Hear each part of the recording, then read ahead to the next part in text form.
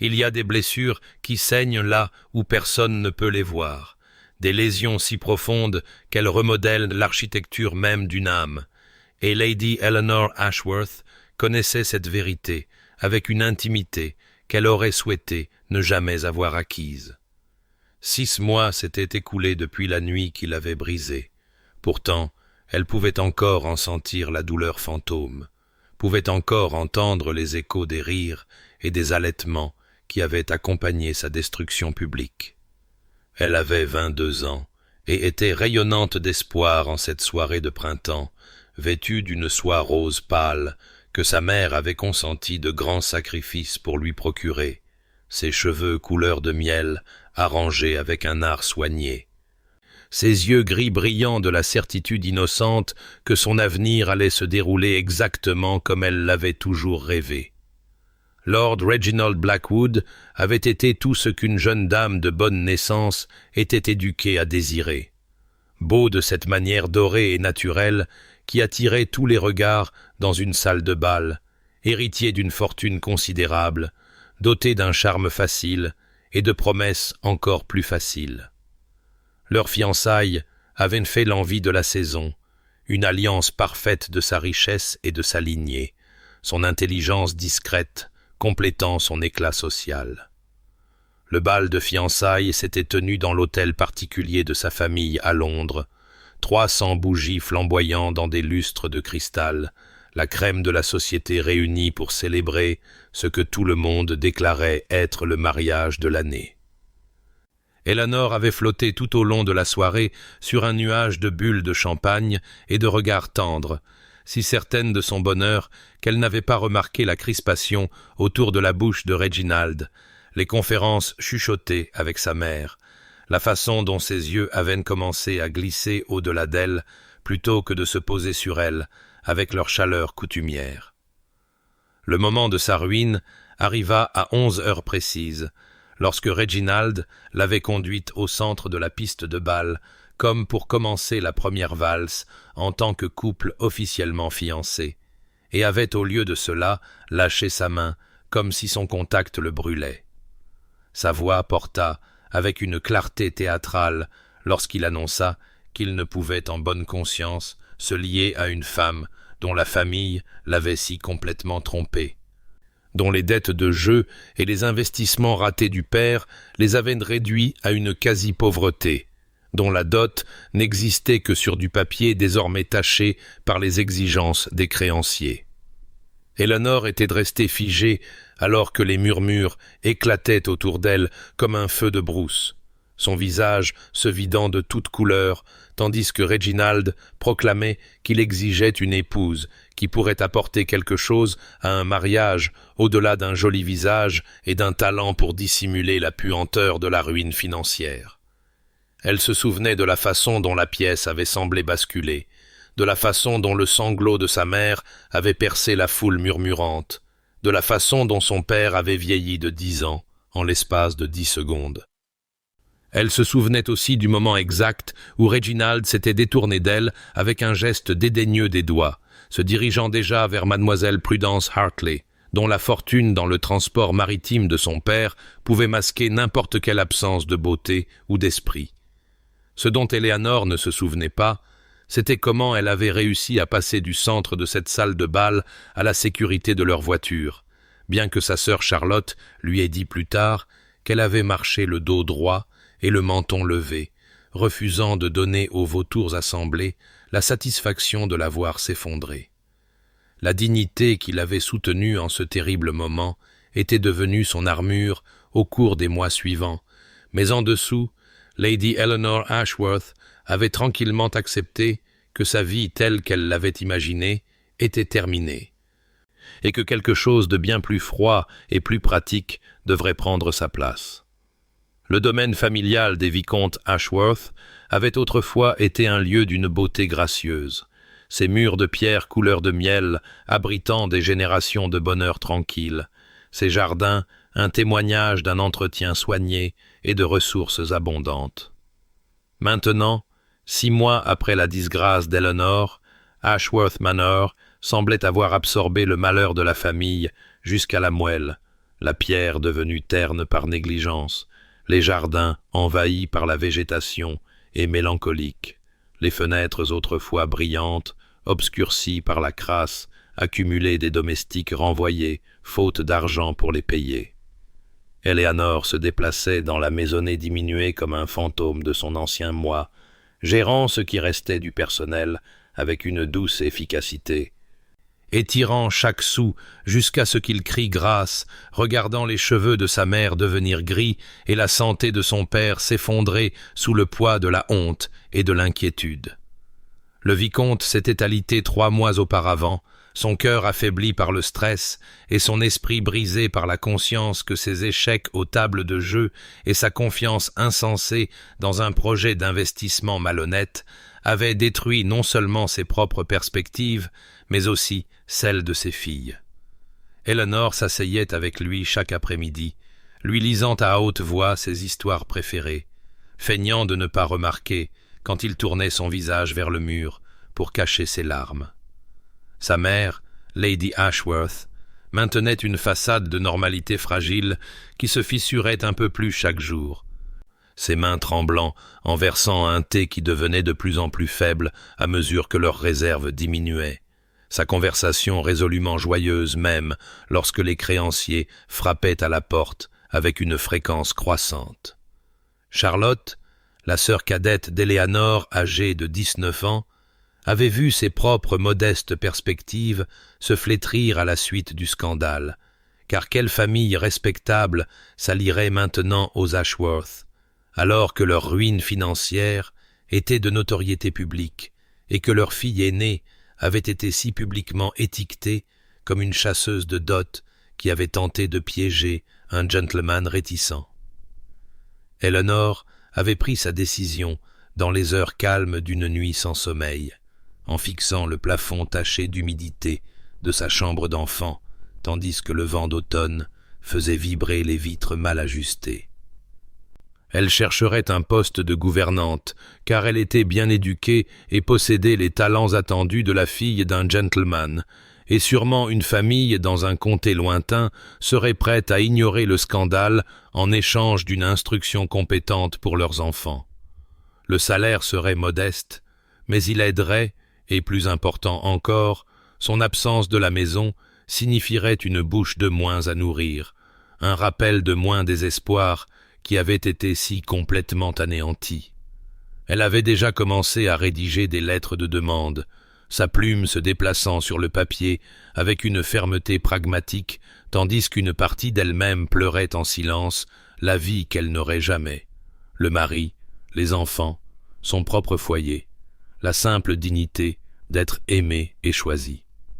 La romance, avait-elle décidé,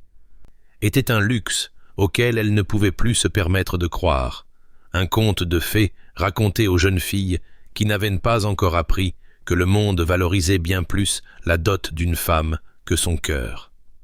Ce qui importait maintenant, c'était la survie, le devoir, la détermination farouche de protéger ce qui restait de sa famille, même si cela signifiait sacrifier tous les rêves qu'elle avait jamais chéris pour elle-même.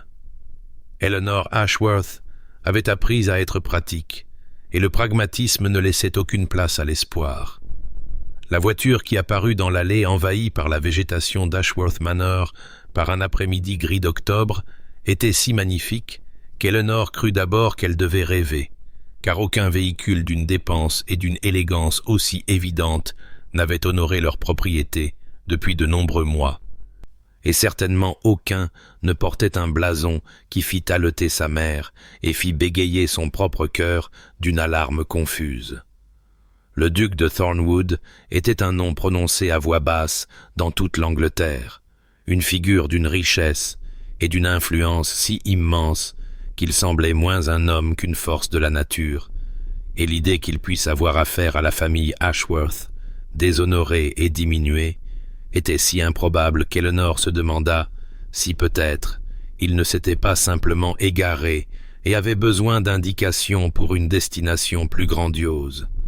Elle lissa sa robe de mousseline délavée avec des mains tremblantes, tandis que le majordome, l'un des 3 seuls domestiques qu'ils avaient réussi à conserver, annonçait leur visiteur.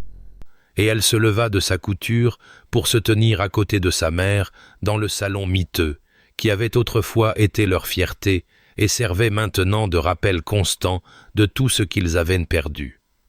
L'homme qui entra sembla remplir l'embrasure de la porte de sa présence, grand et large d'épaules, vêtu de vêtements d'une coupe si sévère et parfaite qu'Éléanore se sentit soudain consciente de chaque pièce usée et de chaque ourlet retourné dans la pièce. Son visage n'était pas beau à la manière de celui de Reginald, tout en charme doré et en sourire facile, mais plutôt frappant par ses plans durs et ses angles vifs, dominé par des yeux sombres qui semblaient tout voir et ne rien révéler. Sebastian Blackwood, duc de Thornwood, sans lien de parenté avec le Reginald Blackwood qui l'avait détruite, malgré la malheureuse coïncidence de nom de famille, avait 32 ans et une réputation de froideur qui frisait la légende, de normes impossibles qui faisaient fuir les domestiques et trembler les partenaires commerciaux, d'un désintérêt complet pour le tourbillon social qui consumait la plupart des hommes de son rang. Il offrit une révérence correcte sans être chaleureuse, et déclina les rafraîchissements avec une brièveté qui suggérait qu'il n'était pas venu pour des amabilités. Et quand il parla, sa voix était profonde et mesurée, chaque mot précisément choisi et délivré sans excès. Il souhaitait, dit-il, parler à Lord Ashworth d'une affaire d'une certaine délicatesse, et il requérait également la présence de Lady Eleanor à cette conversation. Une demande qui envoya un frisson glacial dans les veines d'Eleanor, même si la confusion obscurcissait ses pensées, car elle ne pouvait imaginer quelle affaire possible cet étranger redoutable pouvait avoir qui pourrait l'impliquer. L'agitation anxieuse de sa mère, la lente montée des escaliers vers la chambre de malade de son père, la façon dont l'expression du duc restait totalement illisible alors qu'il observait les preuves de leurs circonstances réduites, Éléanore absorba tout cela à travers un brouillard de perplexité nerveuse, son esprit pratique passant en revue les possibilités et n'en trouvant aucune qui ait un sens. Lorsqu'ils entrèrent dans la chambre de son père et qu'elle vit le vicomte lutter pour se redresser contre ses oreillers, la honte et la fierté se livrant bataille sur ses traits décharnés, Éléanore se déplaça instinctivement à ses côtés, sa main trouvant la sienne en un soutien silencieux, tandis que le duc de Thornwood se tenait au pied du lit comme un sombre pilier de jugement et commençait à prononcer des mots qui allaient entièrement modifier le cours de sa vie. Le duc ne perdit pas de temps en amabilité ou en préambule délicat, et Éléanore se dirait plus tard que cette franchise, bien que surprenante sur le moment, était peut-être la première indication que Sebastian Blackwood était un homme qui valorisait l'honnêteté plutôt que les faux semblants confortables. Il se tenait au pied du lit de malade de son père comme un homme présentant un rapport d'affaires, ses yeux sombres se déplaçant entre le vicomte et Éléanore, avec une qualité d'évaluation qui la fit se sentir à la fois exposée et, étrangement, vue d'une manière qu'elle n'avait pas connue depuis avant sa disgrâce. Il avait subi une perte, expliqua-t-il, sa voix ne trahissant aucune émotion malgré la gravité de ses paroles. Son jeune frère Marcus était mort 6 semaines plus tôt dans un accident d'équitation, laissant Sébastien sans héritier et sans successeur présomptif au duché de Thornwood. Il avait 32 ans et avait passé sa vie d'adulte à s'acquitter de ses devoirs, en supposant que son frère fournirait un jour la prochaine génération, une supposition qui s'était avérée insensée et le laissait maintenant dans une position intenable. Il avait besoin d'une épouse, et il en avait besoin rapidement, mais il n'avait aucune patience pour les débutantes minaudières et les mères calculatrices qui peuplaient les salles de bal de Londres, aucune tolérance pour le simulacre des fiançailles, alors que ses besoins étaient de nature entièrement pratique. Il avait observé Lady Eleanor lors de diverses réceptions mondaines avant que sa situation malheureuse ne soit de notoriété publique, et il avait été frappé par son sang-froid, son intelligence évidente et la dignité avec laquelle elle s'était conduite, même après son humiliation. Il était prêt à proposer un arrangement commercial. Le mariage, tout le poids de sa protection et de son nom, le règlement complet des dettes de sa famille,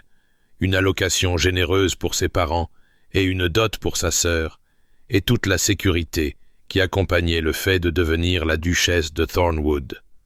En retour, il ne demandait que sa loyauté, sa discrétion et, éventuellement, lorsqu'elle serait prête, les enfants qui assureraient sa succession.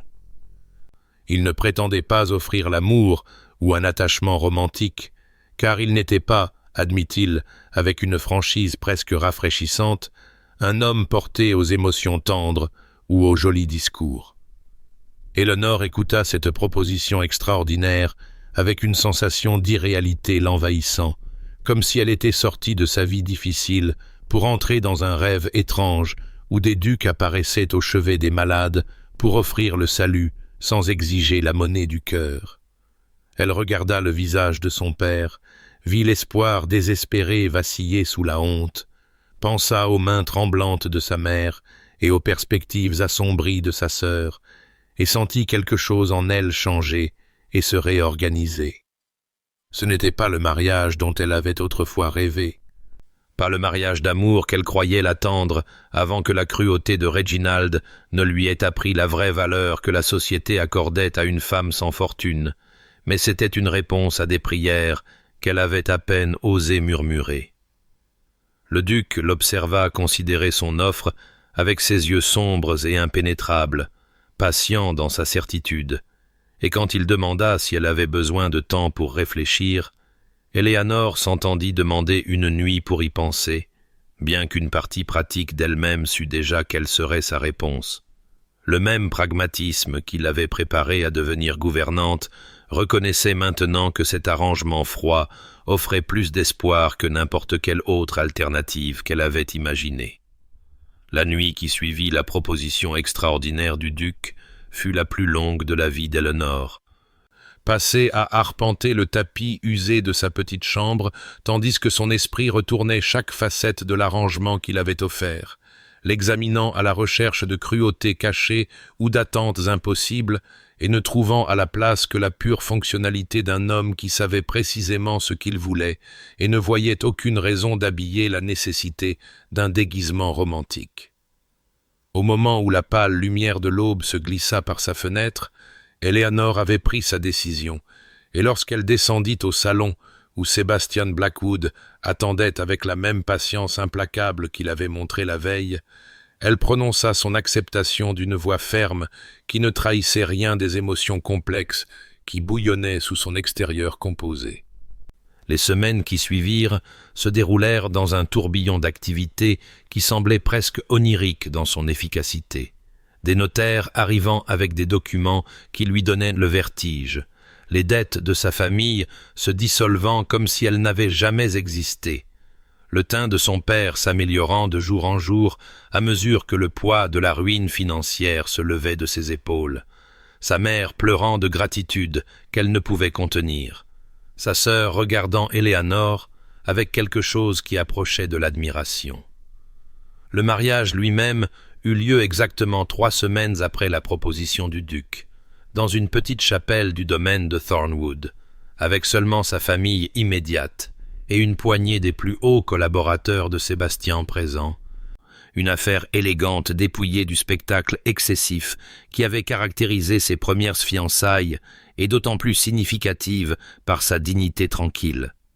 Éléonore portait une robe de soie crème que le duc avait commandée au plus grand couturier de Londres, et lorsqu'elle prononça ses vœux, elle pensait chaque mot, même si les promesses qu'elle faisait étaient à un homme qu'elle connaissait à peine et n'aimait certainement pas. Le trajet en voiture de la chapelle à Thornwood Hall dura près d'1 heure,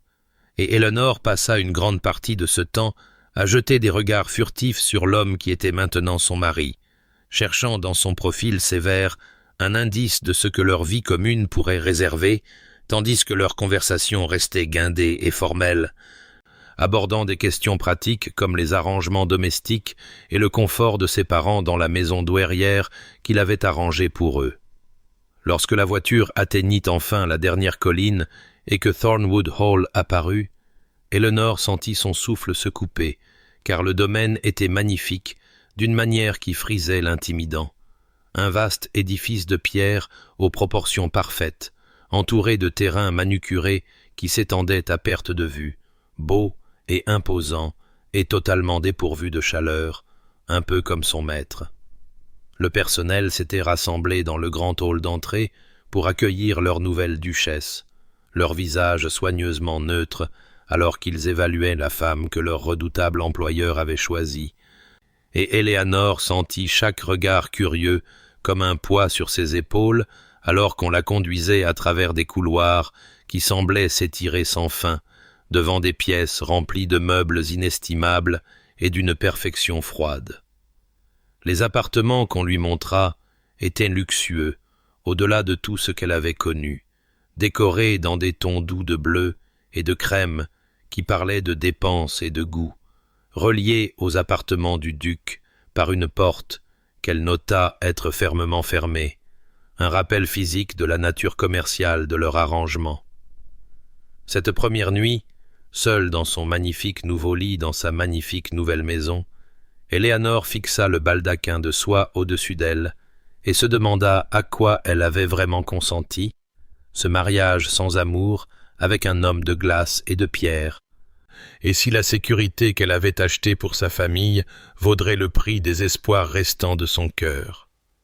Les premiers jours du mariage d'Eleanor se déroulèrent au rythme d'une observation silencieuse et d'une navigation prudente, tandis qu'elle apprenait les rouages complexes de Thornwood Hall et de l'homme énigmatique qui y présidait avec la même efficacité sévère qu'il aurait pu appliquer à la gestion de ces vastes domaines. Le personnel de maison, découvrit-elle, avait développé une précision presque militaire dans ses tâches, se déplaçant dans les couloirs comme des soldats bien entraînés qui savaient qu'il ne fallait pas attirer l'attention de leur commandant par une quelconque déviation des normes attendues. Et leur méfiance initiale envers la nouvelle duchesse était évidente dans leurs révérences formelles et leurs expressions soigneusement neutres chaque fois qu'elle passait. Eleanor comprenait leur prudence, car elle était une quantité inconnue, une femme aux circonstances réduites, qui avait d'une manière ou d'une autre capté l'attention d'un homme qui n'avait jamais montré d'intérêt pour aucune femme auparavant, et elle résolut de gagner leur respect par la patience, plutôt que de l'exiger par sa nouvelle position.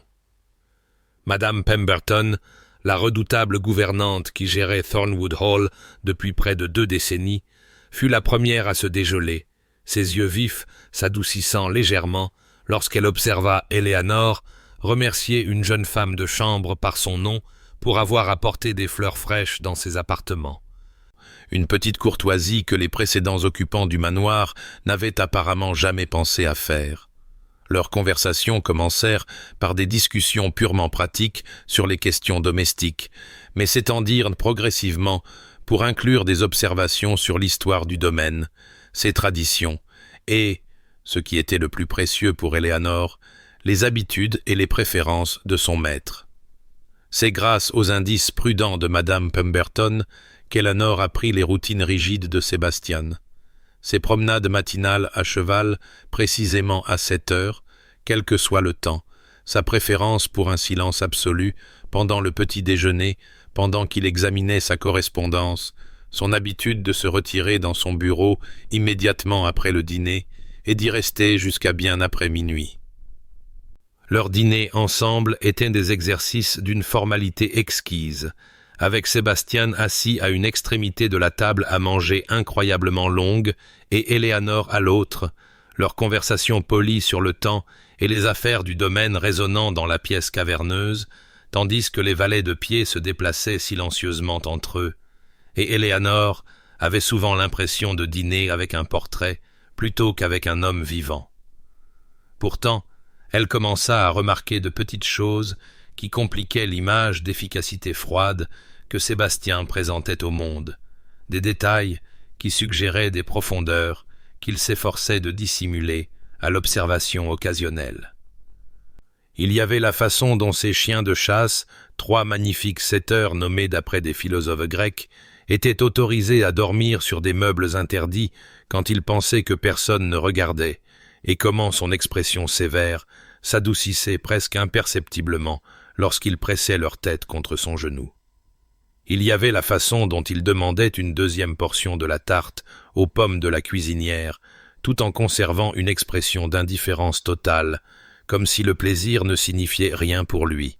et le volume usé de poésie romantique qu'elle découvrit niché derrière des tomes plus sérieux sur le bureau de son étude, lorsqu'elle s'y aventura un après-midi pour laisser une lettre arriver en son absence. Ces petites contradictions fascinaient Eleanor, suggérant que l'homme qu'elle avait épousé n'était peut-être pas le monument insensible au devoir qu'il souhaitait que le monde croie, et elle se surprit à guetter d'autres preuves de la chaleur cachée qu'elle soupçonnait enfouie sous son extérieur glacial. Le petit salon était devenu le refuge préféré d'Eleanor pendant les heures calmes après le petit déjeuner, une modeste pièce du côté est de la maison où une pâle lumière du soleil filtrait à travers de hautes fenêtres et où elle pouvait lire ou s'occuper de sa correspondance sans se sentir submergée par la grandeur qui caractérisait le reste de Thornwood Hall. Pourtant, alors que l'automne s'intensifiait pour devenir les premières semaines amères de novembre, elle se trouva incapable d'ignorer le froid persistant qui s'infiltrait à travers les cadres de fenêtres vieillissants et s'installait jusque dans ses os, malgré le feu inadéquat qui crépitait dans le petit foyer.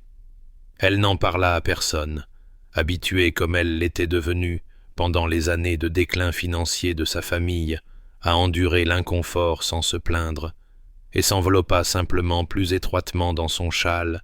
et rapprocha sa chaise des maigres flammes, ne se doutant jamais que les yeux perçants de son mari avaient observé ses frissons réprimés lors de son bref passage dans la pièce, un matin où il était venu chercher un document égaré. Elle ne pensa plus à l'incident jusqu'à 2 jours plus tard. Lorsqu'elle arriva au petit salon pour le trouver transformé, des ouvriers achevaient tout juste l'installation de nouvelles fenêtres si précisément ajustées qu'aucun murmure de courant d'air ne pénétrait leurs joints, tandis qu'une magnifique nouvelle cheminée dominait le mur où se trouvait l'ancien foyer inadéquat, flambant déjà d'un feu si généreux que la chaleur l'enveloppa dès qu'elle franchit le seuil. Lorsqu'elle s'enquit auprès de Madame Pemberton de cette rénovation inattendue, la gouvernante se contenta de sourire et de dire que son Excellence l'avait ordonné avec une urgence inhabituelle, sans offrir d'autre explication, et Eleanor se retrouva debout, au centre de la pièce, nouvellement confortable, la main pressée contre sa poitrine, luttant pour comprendre pourquoi un homme qui avait clairement indiqué que leur mariage était un arrangement pratique se soucierait de son léger inconfort. Ce soir-là, poussée par une agitation qu'elle ne pouvait nommer, Eleanor se rendit à la bibliothèque après le dîner au lieu de se retirer dans ses appartements, et y découvrit Sébastien, déjà installé dans un fauteuil en cuir près du feu, avec un livre ouvert sur ses genoux, et ses 3 chiens étalés affectueusement à ses pieds, paraissant si étonnamment accessible en ce moment de relâchement qu'elle faillit se retirer avant qu'il ne lève les yeux et ne la voie. Il ne la congédia pas comme elle s'y attendait à moitié, mais lui fit signe de s'asseoir dans le fauteuil en face du sien. Et c'est ainsi que commença la première véritable conversation de leur mariage, non pas les échanges guindés du dîner ou les discussions pratiques sur les affaires domestiques, mais un véritable discours sur le livre qu'il lisait, sur ses auteurs préférés, sur l'histoire du domaine et les générations de Blackwood qui l'avaient façonné. Elle découvrit que sous sa sévérité se cachait un esprit vif et sec qui la prit par surprise, la faisant rire aux éclats à une observation si subtilement sardonique qu'elle faillit la manquer, et la légère courbe de ses lèvres en réponse, pas tout à fait un sourire mais quelque chose qui s'en approchait, lui parut comme une sorte de victoire. Lorsqu'elle se leva enfin pour se retirer, l'esprit plus réchauffé qu'elle ne l'avait été depuis son arrivée à Thornwood Hall, Eleanor reconnut avec un battement de cœur qui aurait pu être de l'alarme ou de l'espoir que son mari n'était pas du tout le monument froid qu'elle avait cru, et que cette découverte pourrait s'avérer bien plus dangereuse pour son cœur soigneusement gardé que n'importe quelle indifférence continue n'aurait pu l'être. L'idée vint à Eleanor par un après-midi gris de décembre, alors qu'elle se tenait à la fenêtre de son petit salon fraîchement chauffé, contemplant les terres de Thornwood Hall, et notant comment les jardins à la française les plus proches de la maison maintenaient leur précision géométrique sévère, tandis qu'au-delà, à peine visible à travers les arbres squelettiques de l'hiver, se trouvait ce qui semblait être une nature sauvage de croissances enchevêtrées et de sentiers oubliés qui semblaient appeler quelque chose d'agité en son esprit. Elle s'enquit auprès de Madame Pemberton de ce coin éloigné du domaine et vit l'expression de la gouvernante passer par la surprise, l'hésitation et enfin une neutralité prudente alors qu'elle expliquait que la zone avait été autrefois la roseraie de feu sa grâce, le projet passionné de la mère de Sébastien décédé quand il n'avait que 12 ans, et que le jardin avait été laissé à l'état sauvage au cours des 2 décennies suivantes, avec des instructions strictes bien que tacites de le laisser intact. Eleanor savait qu'elle devrait laisser l'affaire en suspens, qu'elle n'avait aucun droit de déranger le sanctuaire d'une femme qu'elle n'avait jamais connue. Pourtant, quelque chose la poussa à aborder le sujet avec Sébastien ce soir-là à la bibliothèque, sa voix hésitante alors qu'elle décrivait son souhait de restaurer le jardin s'il le permettait, de ramener la beauté que sa mère avait cultivée plutôt que de la laisser continuer sa lente décomposition vers l'oubli. Le silence qui suivit sa demande s'étira si longtemps qu'elle commença à formuler des mots d'excuse, mais alors elle le vit, une lueur de quelque chose de brut et de non gardé, passant sur ses traits sévères, peut-être du chagrin, ou un souvenir, ou une émotion complexe pour laquelle elle n'avait pas de nom, avant que son expression ne retrouve son calme habituel et qu'il n'accorde sa permission d'un seul signe de tête bref, ajoutant qu'elle devrait s'adresser à son intendant pour obtenir les fonds nécessaires au projet. Eleanor se jeta dans la restauration avec un enthousiasme qui la surprit elle-même, passant des heures avec le vieux jardinier en chef qui se souvenait du plan original, étudiant de vieux croquis trouvés dans les archives du domaine, commandant des variétés de roses rares dans des pépinières à travers l'Angleterre et même le continent. Elle était agenouillée dans la terre froide un après-midi, ses gants boueux et ses joues rougies par l'effort, quand une ombre tomba sur son travail et elle leva les yeux pour trouver Sébastien debout au bord du jardin, l'observant avec une expression qu'elle ne pouvait pas tout à fait déchiffrer. Il commença à apparaître régulièrement après cela, offrant des observations bourrues sur le drainage et la composition du sol, qui révélaient une profondeur de connaissance surprenante. Et leur conversation dans le jardin devinrent plus longue et plus personnelle que toutes celles qu'ils avaient eues auparavant, abordant ses souvenirs de voir sa mère s'occuper de ces mêmes parterres, la froideur de son père, qui avait interdit toute mention d'elle après sa mort, le poids des attentes qui l'avaient façonné en l'homme sévère et solitaire qu'il était devenu.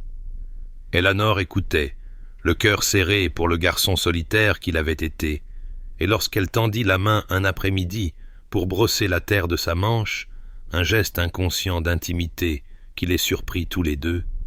elle vit quelque chose s'allumer dans ses yeux sombres qui lui coupa le souffle et fit battre son pouls plus vite, avec une émotion qu'elle n'était plus en mesure de nier, bien qu'elle n'osât pas encore lui donner son vrai nom. L'invitation arriva par un matin de fin janvier couvert de givre, son enveloppe couleur crème portant le sceau élaboré du marquis de Hartington, et Eleanor sentit son cœur se serrer d'une terreur soudaine lorsque Madame Pemberton la présenta sur le plateau d'argent avec le reste du courrier du matin, car elle savait, sans qu'on le lui dise, que c'était l'invitation la plus convoitée de la saison londonienne, le bal annuel qui servait d'ouverture officieuse des festivités printanières de la société et l'événement auquel toute personne qui comptait serait présente, y compris, presque certainement, ceux qui avaient été témoins de son humiliation aux mains de Reginald. Elle s'attendait pleinement à ce que Sébastien décline, comme il déclinait apparemment toutes ses invitations, car au cours des mois de leur mariage,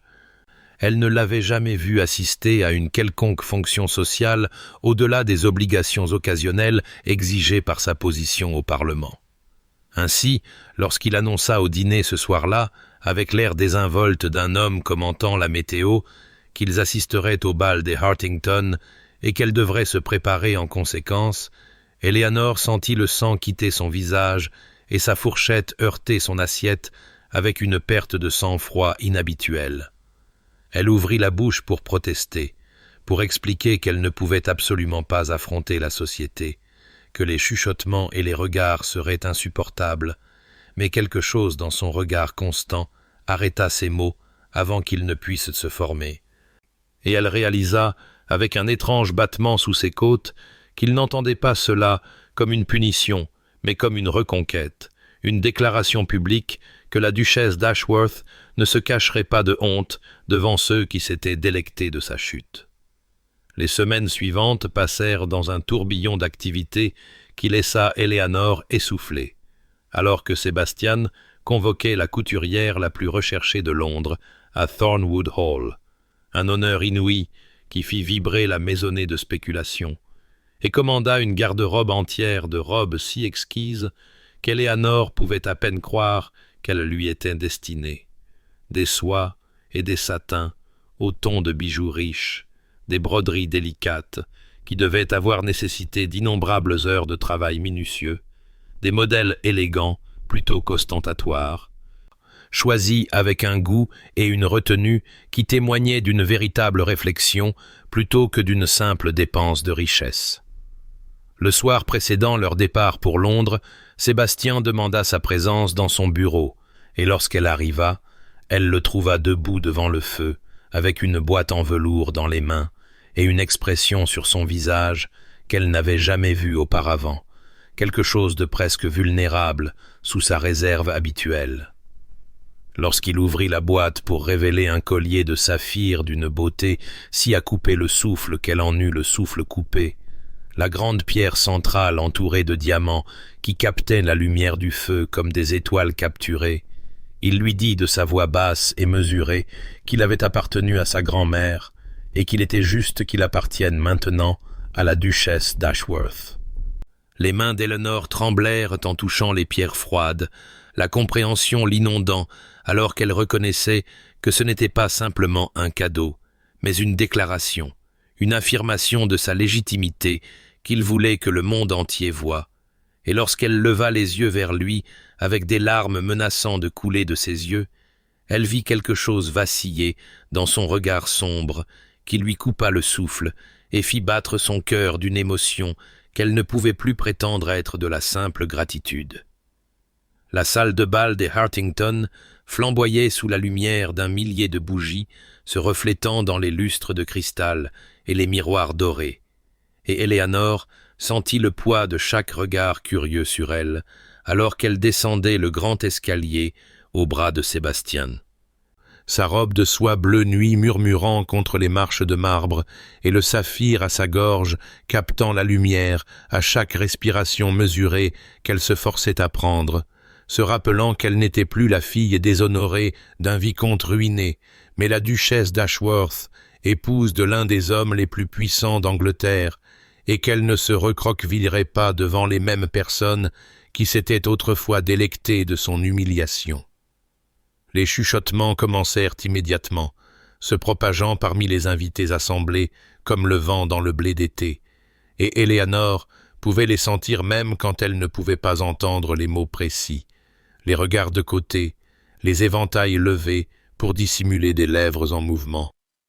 La curiosité non dissimulée et l'étonnement à peine caché que le froid et reclus duc d'Ashworth se soit non seulement marié, mais ait amené son épouse au rassemblement le plus exclusif de la saison. La main de Sébastien se pressa fermement contre le creux de son dos, chaude et stable à travers la soie de sa robe, et lorsqu'elle leva les yeux vers son profil sévère, elle le trouva en train de scruter la foule, avec une expression d'une telle indifférence à leur examen qu'elle sentit sa propre colonne vertébrale se redresser en une imitation inconsciente de son dédain aristocratique. L'orchestre entama une valse, et Sébastien la conduisit sur la piste sans demander, son bras encerclant sa taille avec une possessivité qui envoya de nouveaux murmures à travers les spectateurs. Et Eleanor découvrit avec surprise qu'il dansait merveilleusement bien, la guidant à travers les tours avec une grâce sans effort qui démentait sa formalité rigide habituelle, ses yeux sombres ne quittant jamais son visage comme si les centaines d'invités qui les regardaient avaient simplement cessé d'exister. Elle se sentit rougir sous l'intensité de son regard, son cœur s'emballant avec quelque chose de bien plus complexe que l'effort de la danse, et pendant quelques instants, à couper le souffle, elle s'autorisa à tout oublier, sauf la chaleur de sa main à sa taille, le parfum subtil de son eau de Cologne, la façon dont la lumière des bougies adoucissait les plans durs de son visage en quelque chose de presque tendre. Le charme se brisa lorsque la musique s'arrêta et qu'elle se tourna pour accepter une coupe de champagne d'un valet de pied qui passait, son regard balayant la salle de bal bondée pour se figer lorsqu'il se posa sur un visage qu'elle avait espéré ne jamais revoir. Lord Reginald Blackwood, debout près du mur du fond, avec une expression aigre qui le vieillissait au-delà de ses années, son bras enlacé à celui d'une femme quelconque, au visage pincé et couverte de bijoux, dont les yeux froids et les lèvres minces parlaient de richesse sans chaleur, et Eleanor sentit la vieille blessure se rouvrir dans sa poitrine, même si elle constata, avec une satisfaction sombre, que Reginald avait l'air absolument misérable, diminué en quelque sorte par rapport au charmeur doré qui lui avait autrefois fait croire qu'elle était aimée avant de la détruire devant toute la société londonienne. Reginald s'approcha avec la désinvolture calculée d'un prédateur qui avait repéré une proie blessée, sa femme le suivant avec une expression de supériorité ennuyée qui suggérait qu'elle considérait tout le monde dans la pièce comme inférieur à elle, et Eleanor sentit son estomac se nouer avec la nausée familière de l'humiliation passée, même si elle se força à rester parfaitement immobile, le menton levé et ses doigts gantés se resserrant presque imperceptiblement sur le bras de Sébastien. « Votre grâce » traîna Reginald, exécutant une révérence qui parvenait d'une manière ou d'une autre à transmettre de l'insolence plutôt que du respect. « Quel plaisir inattendu de vous voir nous honorer de votre présence, et avec une si charmante compagne, bien que je suppose que des félicitations s'imposent, car je comprends que vous avez pris épouse, et quelle chance pour la chère Eleanor qu'elle a éprouvé un protecteur prêt à ignorer les circonstances malheureuses de sa famille. » Son sourire était une lame enveloppée de soie, ses yeux pâles scintillant de malice alors qu'il balayait la robe et les bijoux d'Eleanor avec une évaluation qui lui donnait la chair de poule. On ne peut s'empêcher d'admirer un tel pragmatisme des deux côtés de l'arrangement, une femme désespérée et un duc ayant besoin d'un héritier. Quelle transaction parfaite! Les mots restèrent suspendus dans l'air comme du poison. Et Eleanor en sentit la piqûre même si elle luttait pour composer une réponse digne, mais avant qu'elle ne puisse reprendre son souffle pour parler, la voix de Sébastien trancha la foule murmurante avec la précision froide d'une lame de chirurgien. « Je ne sais si je dois être plus offensé par votre présomption en vous adressant à ma femme avec une telle familiarité, ou par votre incapacité apparente à reconnaître quand vous êtes surclassé à tous les égards imaginables, dit Sébastien, son ton conversationnel mais portant clairement jusqu'aux dizaines d'invités qui s'étaient tus pour assister à l'échange.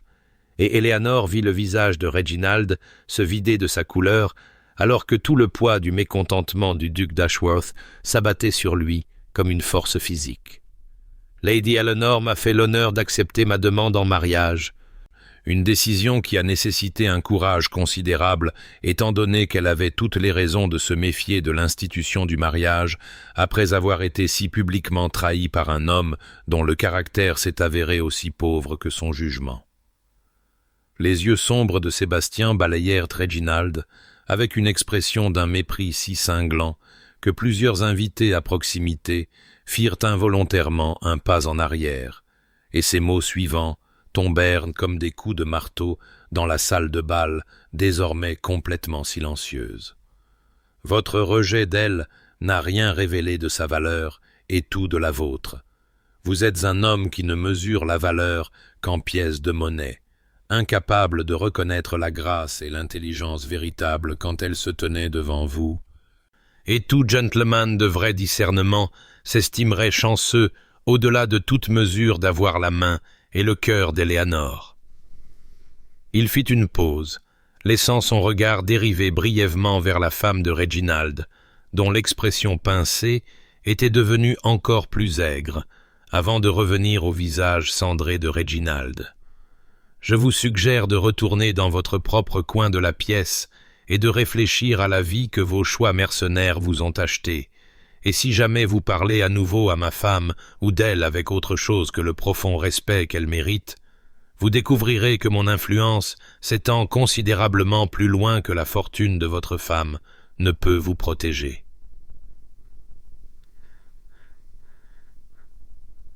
Reginald se retira sans un autre mot, sa femme lui sifflant quelque chose de vif et de colère, alors qu'il disparaissait dans la foule.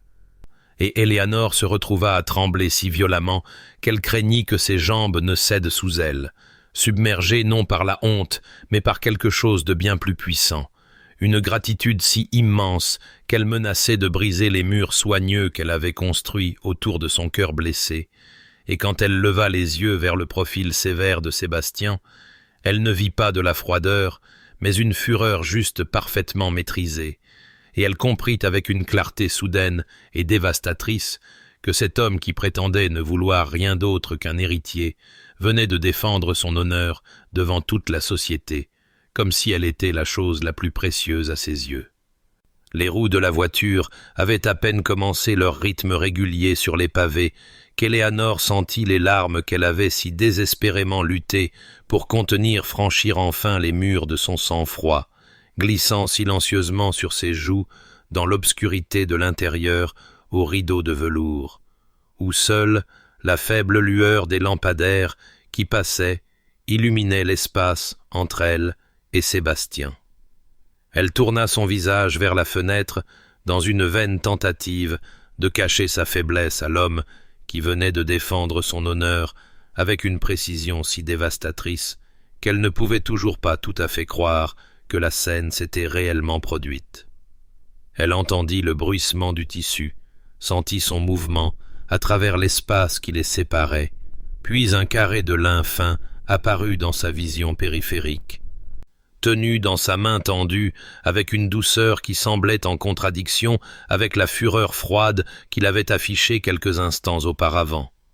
Quand elle l'accepta avec des doigts tremblants, leurs mains se frôlèrent, et elle sentit la chaleur de sa peau comme une marque contre la sienne. « Je m'excuse », réussit-elle à dire, sa voix épaisse d'une émotion qu'elle ne pouvait nommer. « Je ne veux pas pleurer comme une jeune fille stupide, c'est seulement que… »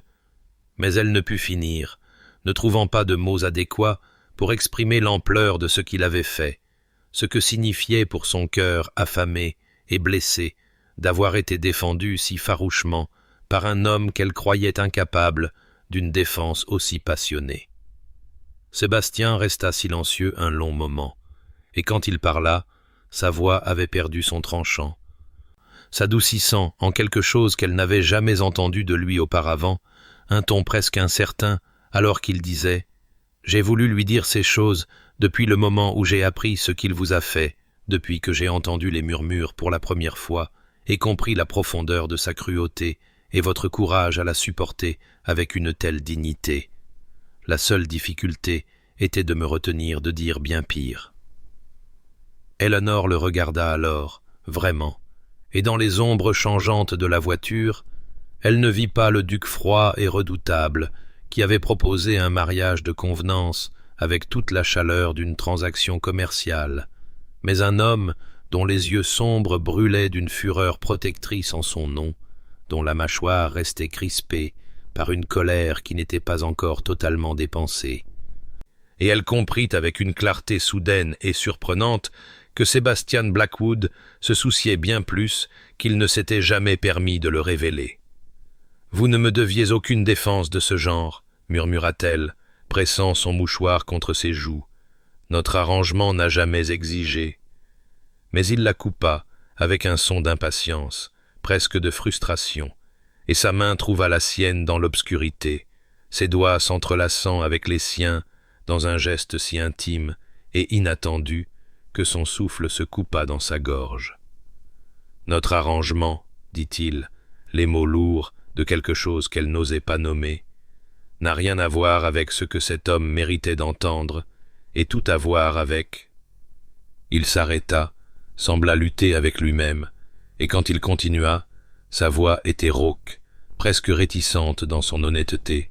« Tout à voir avec le fait que vous êtes ma femme, et que personne ne vous parlera jamais ainsi tant que je respirerai. » Il ne lâcha pas sa main pour le reste du trajet, son pouce traçant des motifs absents sur ses jointures, alors que la voiture les transportait à travers la ville endormie vers la maison, et Éléanore resta assise en un silence émerveillé à côté de lui, sentant quelque chose de fondamental changer entre eux, comme des plaques tectoniques se réalignant sous la surface de la terre, sachant avec une certitude terrifiante que les murs soigneux autour de son cœur s'effondraient et qu'elle était impuissante à les arrêter. Les jours qui suivirent le bal des Hartington se déroulèrent comme les pétales des roses qu'Eleanor soignait si attentivement dans le jardin, chacun révélant quelque chose de nouveau et de précieux qu'elle n'avait pas osé espérer pouvoir exister entre les murs de son mariage. En effet, Sébastien commença à rechercher sa compagnie avec une ouverture qui aurait semblé impossible au cours de ces premières semaines formelles où ils s'étaient tournés autour comme des étrangers prudents, liés par un contrat plutôt que par l'affection. Il apparaissait à sa porte chaque matin maintenant, déjà habillé pour monter à cheval, et la question dans ses yeux sombres était devenue superflue, car Éléanore se surprenait à anticiper ses excursions avec un frémissement d'excitation qu'elle ne pouvait réprimer, enfilant sa tenue d'Amazone avec des doigts qui tremblaient légèrement d'impatience plutôt que de l'anxiété qui avait autrefois caractérisé chaque interaction avec son redoutable mari. Il chevauchait à travers les vastes domaines de Thornwood alors que l'automne peignait le paysage de teintes d'ambre et d'or, et Sébastien lui montrait les endroits cachés qu'il aimait depuis son enfance, le chêne ancien où il avait construit une cabane qui s'accrochait encore aux branches, le ruisseau où il avait appris à pêcher avec un grand-père dont la chaleur avait été le seul contrepoint à la froideur de son père, la colline d'où l'on pouvait voir 3 comtés s'étendre comme une courte pointe de patchwork sous un ciel infini. Il parlait plus librement pendant ses promenades, sa réserve se relâchant de jour en jour, et Éléanore découvrit que sous son extérieur sévère se cachait un homme d'un esprit vif et d'un humour inattendu. Un homme qui pouvait la faire rire jusqu'à ce qu'elle perde presque sa selle avec des observations si ironiques et parfaitement synchronisées qu'elle se demanda comment elle avait pu le croire incapable de chaleur. Le personnel de la maison remarqua le changement avec un plaisir mal dissimulé, et Éléanore surprit madame Pemberton, souriant, avec une satisfaction complice, lorsque Sébastien apparut à l'embrasure de la porte de la pièce où se trouvait Éléanore, sa présence n'étant plus annoncée par une demande formelle, mais se manifestant simplement comme s'il ne pouvait supporter d'être ailleurs. Les valets de pied échangeaient des regards lorsque le duc tirait la chaise de sa femme au dîner de ses propres mains, plutôt que de leur permettre d'accomplir ce service. Et la cuisine envoyait les plats préférés d'Éléanore, avec une fréquence croissante, après que Sébastien eût été observé s'enquérant de ses préférences, avec une intensité habituellement réservée aux affaires du domaine. Pourtant, alors même que le cœur d'Éléanore s'épanouissait à chaque sourire partagé, à chaque frôlement de doigts, à chaque soirée passée à lire ensemble dans un silence complice près du feu de la bibliothèque, Elle sentit une terreur croissante prendre racine à côté de sa joie, car elle reconnaissait avec une clarté dévastatrice qu'elle tombait irrévocablement amoureuse d'un homme qui lui avait offert la sécurité et le respect, mais n'avait jamais promis son cœur. Elle l'observait quand il ne savait pas qu'elle regardait, mémorisant la façon dont la lumière du feu jouait sur ses traits anguleux, la façon dont son front se plissait quand il se concentrait sur sa correspondance, le ramollissement rare et précieux de son expression lorsque leurs regards se croisaient à travers une pièce, et elle gardait jalousement ses observations, tout comme elle gardait la vérité de ses sentiments, effrayée de les exprimer à voix haute de peur, de briser la beauté fragile de ce qui grandissait entre eux avec le poids d'émotions qu'ils n'avaient jamais demandé à porter. La tempête s'annonça avec une violence qui semblait presque personnelle, le ciel d'automne s'assombrissant en un violet meurtri avant de déchaîner une fureur de vent et de pluie contre les pierres anciennes de Thornwood Hall. Et Eleanor sentit le premier frisson d'une terreur familière lui serrer la poitrine alors que la foudre fendait les cieux et que le tonnerre roulait à travers le paysage avec un son semblable à celui du monde lui-même se brisant. Elle avait fui le salon où elle tentait de broder avec des mains qui tremblaient trop pour tenir l'aiguille, cherchant refuge dans la bibliothèque où les lourds rideaux de velours pourraient étouffer l'assaut des éléments et où les murs de livres pourraient fournir une illusion de protection contre le chaos qui faisait rage au-delà des fenêtres. La peur était ancienne, née une nuit d'enfance, lorsqu'une tempête avait arraché le toit de l'aile de la nursery du domaine de sa famille, et qu'elle s'était blottie sous des poutres qui tombaient pendant que sa nourrice criait, et que le monde se dissolvait dans l'eau. Le vent et la terreur. Et bien qu'elle se sût en sécurité entre ces murs solides, son corps se souvenait de ce que son esprit ne pouvait oublier, et elle se recroquevilla dans le coin du canapé en cuir, les bras enroulés autour de ses genoux, comme un enfant cherchant un réconfort qui ne viendrait pas.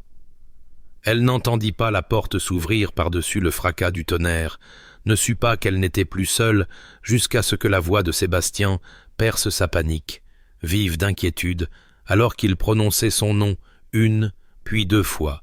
et puis il était à côté d'elle, sa main chaude sur son épaule, alors qu'il lui demandait ce qui n'allait pas, avec une urgence qui transperça le brouillard de sa peur. Elle essaya de parler, d'expliquer, de s'excuser pour sa sottise, mais les mots ne venaient pas. Seulement un souffle haletant et un tressaillement, alors que la foudre illuminait la pièce d'une blancheur éclatante. Sébastien n'exigea aucune explication, ni n'offrit de réconfort condescendant, mais s'assit simplement à côté d'elle et la serra contre lui, avec un bras autour de ses épaules qui l'ancra au moment présent. Il commença à parler d'une voix basse et régulière, lui racontant ses propres terreurs d'enfance, l'obscurité qui avait hanté ses nuits, jusqu'à ce que son grand-père lui apprenne à allumer sa propre bougie, les chevaux qui l'avaient effrayé, jusqu'à ce qu'il apprenne à les approcher avec patience plutôt qu'avec peur. Et ces mots tissèrent autour d'elle un abri plus efficace que n'importe quel mur de pierre, sa voix un fil constant de chaleur à travers la violence de la tempête. Elle ne se souvint pas de s'être endormie, seulement du relâchement progressif de l'emprise de la terreur alors que l'épuisement la gagnait, sa tête reposant contre sa poitrine où elle pouvait entendre le rythme régulier de son cœur sous son oreille. Mais elle se souvint de s'être réveillée dans sa propre chambre avec la lumière du matin filtrant par les fenêtres et Sébastien affalé dans le fauteuil à côté de son lit, sa cravate desserrée et ses cheveux sombres en désordre, et elle comprit avec une clarté accablante qu'il l'avait portée jusqu'ici et avait veillé sur elle toute la nuit, cet homme qui ne lui avait promis que la sécurité, mais lui donnait chaque jour quelque chose d'infiniment plus précieux. Le matin après la tempête, Eleanor se trouva incapable de maintenir la distance prudente qu'elle avait construite autour de son cœur, car se réveiller et trouver Sébastien endormi dans le fauteuil à côté de son lit, ses traits sévères, adoucis par l'épuisement, et sa main reposant encore près de la sienne sur la courte pointe où il avait dû la tenir toute la nuit, avait brisé quelque chose en elle qu'elle ne pouvait plus réparer. Elle sut avec une certitude terrible qu'elle devait dire la vérité sur ses sentiments ou être détruite par le poids de les porter seule. Elle attendit jusqu'à l'après-midi, jusqu'à ce qu'elle ait arpenté sa chambre 100 fois et répété des mots qui se dispersaient comme des feuilles d'automne chaque fois qu'elle essayait de les rassembler, jusqu'à ce que le suspense de sa propre lâcheté devienne plus insupportable que la peur de sa réponse. Puis, elle se dirigea vers son bureau sur des jambes qui tremblaient sous ses jupes et frappa à la porte avec une main qu'elle ne pouvait stabiliser. Sébastien leva les yeux de sa correspondance avec une expression d'inquiétude immédiate, se levant de sa chaise alors qu'elle entrait et fermant la porte derrière elle, avec une question dans ses yeux sombres à laquelle elle ne pouvait pas encore répondre. Eleanor se tint devant lui dans la lumière de l'après-midi qui filtrait par les hautes fenêtres et eut l'impression de se tenir au bord d'un précipice d'où il n'y avait pas de retraite possible. Les mots vinrent d'abord avec hésitation, brisés et imparfaits, alors qu'elle avouait que leur arrangement était devenu quelque chose qu'elle n'avait jamais anticipé. Que le mariage pratique qu'elle avait contracté pour sauver sa famille s'était transformé en quelque chose qui consumait chacune de ses pensées éveillées et hantait ses rêves, qu'elle l'aimait d'une profondeur qui l'effrayait et ne demandait rien en retour, sauf la vérité de savoir s'il pourrait jamais ressentir quelque chose de semblable, ou si elle devait apprendre à calmer son cœur et se contenter de ce qu'ils avaient. Sébastien ne dit rien pendant un long moment qui s'étira en éternité, son expression illisible, et Éléanore sentit son courage l'abandonner alors que le silence s'épaississait, sentit la honte familière de trop vouloir commencer à s'enrouler autour de sa poitrine, jusqu'à ce qu'il parle d'une voix rauque d'une émotion qu'elle n'avait jamais entendue de lui auparavant. Admettant qu'il se trouvait incapable de former les mots dont il avait besoin, parce qu'il avait passé tant d'années à construire des murs contre les sentiments qu'il n'avait jamais appris le langage du cœur.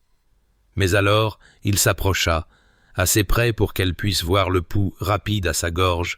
et lui dit qu'il l'aimait depuis avant même de la demander en mariage, depuis la première fois qu'il l'avait vue tenir la tête haute lors d'une soirée musicale où les murmures suivaient chacun de ses pas, qu'il l'avait choisie, non pas malgré ses circonstances, mais à cause de la grâce et de la dignité avec lesquelles elle les supportait, et qu'il était resté silencieux, seulement parce qu'il craignait de l'accabler de sentiments qu'elle n'avait jamais recherchés dans un mariage contracté pour la survie plutôt que pour l'amour. Éléanore sentit des larmes couler sur ses joues, alors que Sébastien levait une main pour lui caresser le visage, avec une tendresse qui démentait toutes les rumeurs de sa froideur, et lorsqu'il lui demanda s'il pouvait l'embrasser, elle répondit en se haussant sur la pointe des pieds pour presser ses lèvres contre les siennes. Le baiser commença comme quelque chose de tendre, une douce pression des lèvres qui contenait toute la merveille de la découverte, mais il s'approfondit en quelque chose de bien plus profond, alors que des mois de désir refoulés se libéraient des contraintes qui les avaient tous deux liés. Quand enfin ils se séparèrent, essoufflés et tremblants, Sébastien posa son front contre le sien et confessa d'une voix rauque d'émotion qu'il ne s'était jamais attendu à aimer qui que ce soit, qu'il s'était depuis longtemps résigné à une vie de devoir sans chaleur, et qu'il n'avait certainement jamais osé imaginer que quelqu'un pourrait l'aimer en retour, car il se savait difficile, froid et entièrement indigne du don qu'elle lui offrait. Éléanore toucha son visage avec des doigts qui tremblaient, traçant les lignes sévères qui s'étaient adoucies dans la lumière dorée de l'après-midi, et lui dit qu'il était digne de bien plus qu'il ne le croyait, qu'elle avait vu son cœur dans chaque geste qu'il pensait qu'elle n'avait pas remarqué, dans chaque bonté qu'il avait déguisée en pragmatisme, et qu'elle le choisissait non pas malgré sa réserve, mais à cause de la profondeur qu'elle dissimulait. Sébastien l'embrassa à nouveau, et cette fois, il n'y avait rien d'hésitant,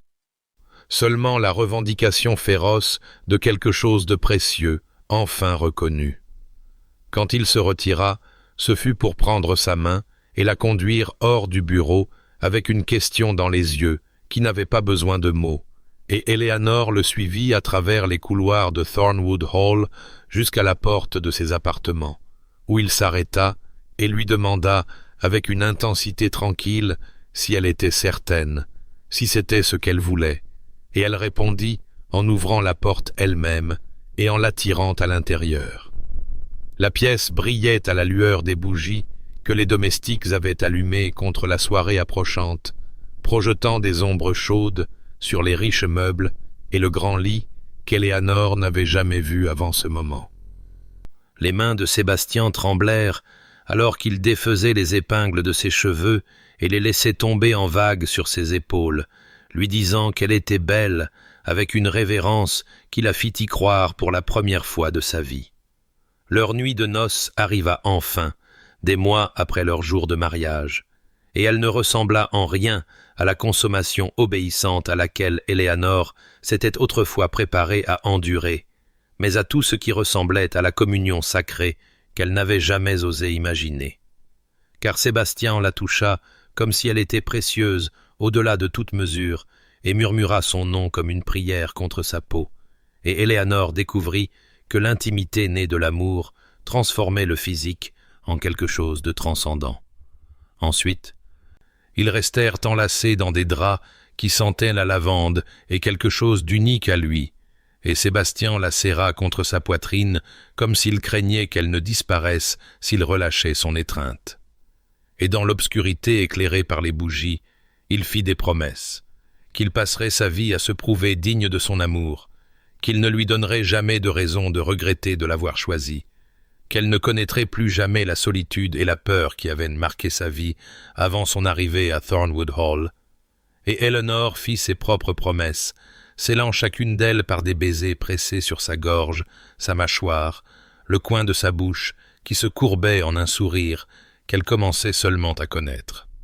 Les semaines qui suivirent leur confession transformèrent Thornwood Hall, passant d'un magnifique monument au devoir à quelque chose de bien plus chaleureux, un foyer rempli de l'intimité tranquille de deux personnes découvrant toute la profondeur de ce qu'elles signifiaient l'une pour l'autre. Eleanor se surprenait chaque jour à s'émerveiller des changements qu'elle observait chez son mari, car Sébastien semblait incapable de cesser de la toucher de petites manières qui inondaient son cœur de chaleur à chaque fois, sa main trouvant la sienne sous la table du petit déjeuner, sa paume se posant au creux de son dos alors qu'ils parcouraient les couloirs ensemble, ses doigts écartant une mèche de cheveux de son visage avec une telle tendresse qu'elle en oubliait parfois de respirer. Le personnel de la maison remarqua la transformation avec un plaisir à peine dissimulé. Et les yeux de Madame Pemberton devinrent étrangement brillants lorsqu'elle rencontra le duc en train de déposer un baiser sur la tempe de sa femme dans le couloir, croyant manifestement ne pas être observé. Les valets de pied échangeaient des regards complices lorsque son Excellence commença à prendre son thé de l'après-midi dans le salon de la duchesse plutôt que dans son bureau, et les femmes de chambre chuchotaient entre elles qu'elles n'avaient jamais vu le maître sourire aussi fréquemment, ni entendu son rire résonner dans les couloirs, comme il le faisait maintenant, lorsque sa grâce le taquinait sur son penchant excessif pour les tartes aux pommes. Leur première apparition publique, en tant que couple visiblement amoureux, eut lieu lors d'une garden party organisée par la comtesse de Pembroke, et Eleanor ne ressentit aucune de l'anxiété qui l'avait tourmentée au bal des Hartington, car elle entra au bras de Sébastien avec la confiance tranquille d'une femme qui se savait aimer. La réaction de la haute société fut tout simplement stupéfaite en observant le duc d'Ashworth, notoirement froid, regarder sa femme comme si elle suspendait les étoiles dans le ciel, ses traits sévères, adoucis par une expression d'une dévotion si évidente que les matrones chuchotaient derrière leurs éventails et les jeunes filles soupiraient de désirs romantiques. La société, toujours avide de commérages, eut beaucoup à discuter dans les jours qui suivirent. Comment le duc avait refusé de quitter le côté de sa femme, ne serait-ce qu'un instant. Comment il avait fusillé du regard avec une telle férocité tout gentleman, qui regardait la duchesse un peu trop longtemps, au point que les hommes de moindre importance tremblaient. Comment on l'avait entendu dire à Lady Pembroke qu'il se considérait comme l'homme le plus chanceux d'Angleterre. Et Elinor reçut plus d'invitations en une seule semaine qu'elle n'en avait eu pendant toutes ses saisons combinées avant sa disgrâce. L'opinion de la haute société s'étant entièrement inversée, maintenant qu'elle était si clairement chérie par l'un des hommes les plus puissants du royaume. C'est lors d'un de ces rassemblements qu'Éléanore surprit une conversation qui ne lui était pas destinée, deux matrones discutant de Lord Reginald Blackwood avec le plaisir particulier réservé au malheur des autres, racontant comment sa riche épouse avait découvert ses dettes de jeu et contrôlait maintenant chaque centime de son allocation, comment elle lui faisait rendre des comptes pour chaque shilling et lui refusait les fonds pour les activités qu'il aimait, comment on l'avait vu l'air hagard et désespéré, tandis que sa femme devenait de plus en plus acariâtre dans son mécontentement. Elinor ne ressentit aucun triomphe à cette nouvelle, seulement une profonde gratitude que le chemin qu'elle avait cru mener à la ruine l'ait plutôt conduite à un bonheur qu'elle n'avait jamais osé imaginer, se tenant dans le cercle chaleureux du bras de son mari et se sachant aimer au-delà de toute mesure. La découverte eut lieu un matin comme les autres. Du moins c'est ce qu'il sembla quand Éléanore se réveilla pour la première fois dans le cercle des bras de Sébastien, comme c'était devenu sa précieuse habitude. Mais alors qu'elle se levait et commençait sa toilette, elle fut frappée par une vague de nausée si soudaine et accablante qu'elle dut s'agripper au bord de sa coiffeuse pour se stabiliser. Lorsque la même maladie la visita le lendemain matin et le matin d'après, elle commença à soupçonner ce que son cœur avait espéré depuis la nuit où ils étaient vraiment devenus mari et femme. Le médecin confirma ce qu'Éléanore avait à peine osé croire, et elle passa le reste de cette journée dans un état d'anticipation tremblante, répétant dans son esprit comment elle annoncerait à Sébastien une nouvelle qui accomplirait le but même pour lequel il l'avait épousée. Bien que ce but semblât maintenant presque accessoire par rapport à l'amour qui avait transformé leur arrangement pratique en quelque chose de sacré. Elle le trouva dans son bureau ce soir-là, penché sur sa correspondance avec l'expression sérieuse qu'elle avait autrefois trouvée intimidante et qu'elle trouvait maintenant insupportablement chère. Quand il leva les yeux à son entrée, son visage s'adoucit de cette manière qu'il ne le faisait que pour elle, et il mit immédiatement de côté ses papiers et lui demanda si quelque chose n'allait pas, car elle était pâle, et ses mains étaient jointes de la manière qu'elle adoptait lorsqu'elle était nerveuse. Elinor s'approcha de lui et prit ses mains dans les siennes, les soulevant pour les presser contre la surface encore plate de son ventre, et lui dit d'une voix qui tremblait d'émotion qu'elle portait son enfant, leur enfant. Elle le regarda alors que la compréhension se faisait jour sur ses traits sévères, suivie de quelque chose qu'elle n'avait jamais vu auparavant, des larmes s'accumulant dans ses yeux sombres qui avaient semblé si froids, coulant sans retenue sur ses joues, alors qu'il s'agenouillait devant elle et pressait son front contre son ventre avec une révérence qui lui coupa le souffle. La protectivité de Sébastien, déjà redoutable, devint quelque chose de presque écrasant dans les semaines qui suivirent, car il insistait pour qu'elle se repose dès qu'elle semblait le moins du monde fatiguée. Il ordonnait aux cuisines de préparer tous les aliments dont elle avait envie à n'importe quelle heure. Il réduisait ses engagements professionnels à de simples fractions de ce qu'ils avaient été afin de pouvoir passer ses heures à ses côtés, et Éléanore se surprenait à rire de son inquiétude excessive, même si son cœur se gonflait à la pensée de l'amour profond qu'on lui portait. La nursery, longtemps fermée et drapée de housses, fut ouverte et transformée sous la supervision exigeante de Sébastien en un havre de chaleur et de beauté, avec des murs peints du jaune le plus doux et des meubles fabriqués par les meilleurs artisans de Londres, et un fauteuil à bascule positionné près de la fenêtre où Éléanore pouvait s'asseoir et regarder la roseraie qu'elle avait restaurée fleurir en une profusion magnifique en contrebas. Dans les soirées tranquilles, Sébastien commença un nouveau rituel qu'Éléanore chérissait par-dessus tout. Il reposait sa tête contre son ventre qui s'arrondissait progressivement et lisait à voix haute des livres de poésie et de contes de fées, sa voix profonde grondant contre sa peau, alors qu'il parlait à l'enfant qui ne pouvait pas encore l'entendre, mais qu'il aimait déjà d'une dévotion féroce, et Éléanore passait ses doigts dans ses cheveux sombres et s'émerveillait de la distance entre la proposition froide et pratique dans le modeste salon de son père et ce moment de bonheur parfait et impossible. 5 ans s'étaient écoulés depuis ce matin, tremblant, où Éléanore avait pressé les mains de Sébastien contre son ventre et avait vu des larmes couler sur ses traits sévères. Thornwood Hall s'était si complètement transformé que les visiteurs qui l'avaient connu dans son ancienne grandeur froide reconnaissaient à peine les lieux, car chaque couloir résonnait du chaos de l'enfance, le tonnerre de petits pieds courant sur des planchers anciens, les éclats de rire qui se répercutaient dans des pièces autrefois silencieuses comme des tombes, les preuves éparpillées de jeux abandonnés en plein milieu lorsqu'une nouvelle aventure appelait. Les jumeaux étaient arrivés les premiers, 2 garçons aux cheveux sombres, avec les yeux pénétrants de leur père et l'esprit doux de leur mère, et Éléanore avait vu Sébastien s'effondrer complètement au moment où il avait tenu ses fils pour la première fois. Toute sa dignité et sa réserve réduites en poussière, alors qu'il pleurait ouvertement et murmurait des promesses de les protéger de sa propre vie. Et dans les années qui suivirent, il avait tenu ses promesses de manières à la fois profondes et délicieusement absurdes, car le duc d'Ashworth, terreur de la haute société, maître des silences froids et des répliques dévastatrices, pouvait maintenant être trouvé la plupart des après-midi rampant à 4 pattes sur le sol de la nursery,